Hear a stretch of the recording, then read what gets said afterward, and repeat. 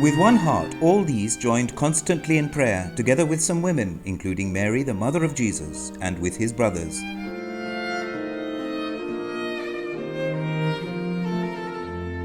We find the last biblical reference to Mary in the Acts of the Apostles.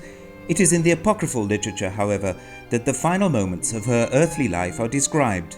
Accounts of the Assumption of Mary are to be found in a collection of ancient writings known as the Dormition of the Madonna, or the Transit of the Blessed Virgin Mary.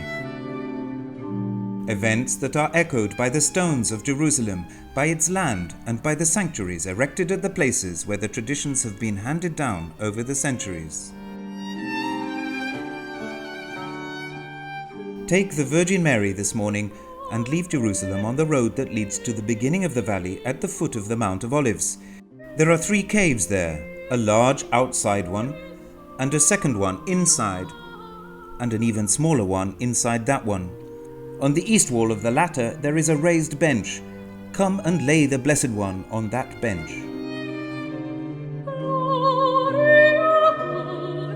At the foot of the Mount of Olives, not far from the Garden of Gethsemane, there is the Church of the Assumption, also known as the Tomb of the Virgin. Here, according to tradition, were the bench and the cave where the body of the mother of Jesus were placed, and from here Mary was assumed into heaven.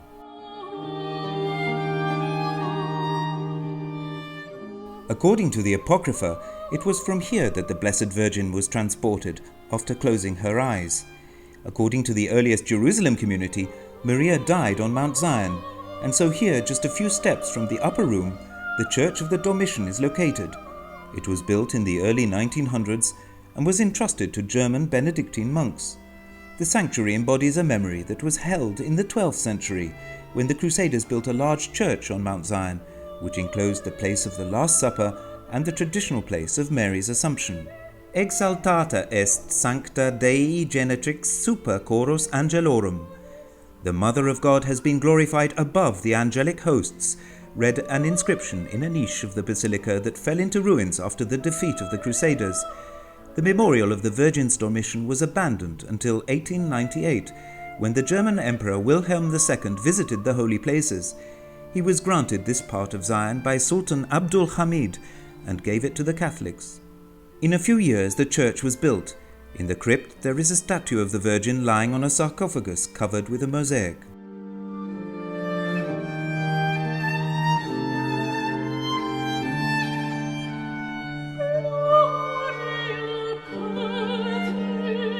From here, according to the local Jerusalem tradition, the Mother of God was transported along the Kidron Valley and placed in her tomb.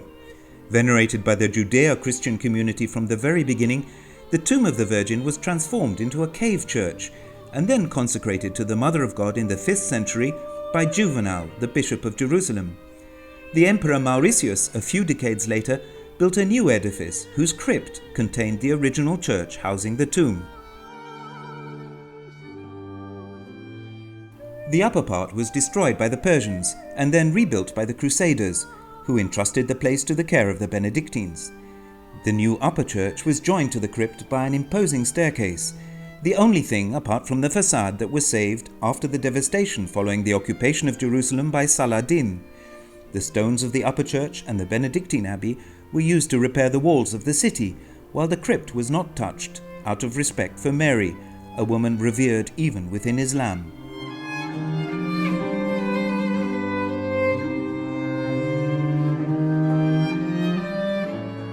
The tomb of Mary was cared for by the Franciscans, who were driven out in 1757.